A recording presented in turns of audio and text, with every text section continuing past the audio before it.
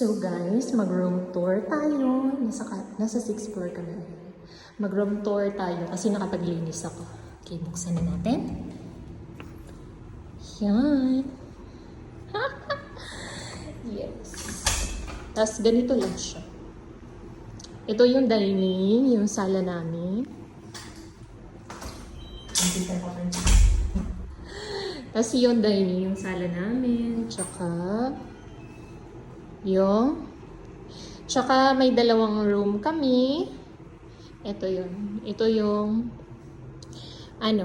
pinaka room namin na yan.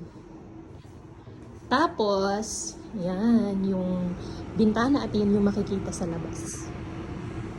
Yaya. Paulan sa labas. Ayan. So, pupunta tayo sa ibang Ayan. So, ito yung CR. There.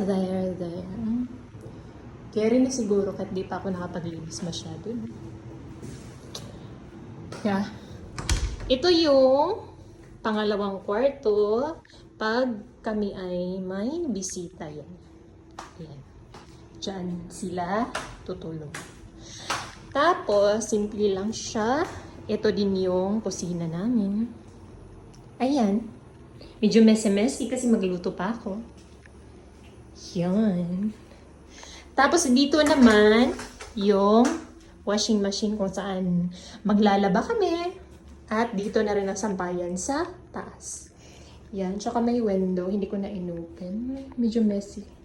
Marami kaming stocks na sabon dyan. Pang 3 years. Yun lang. Bye-bye.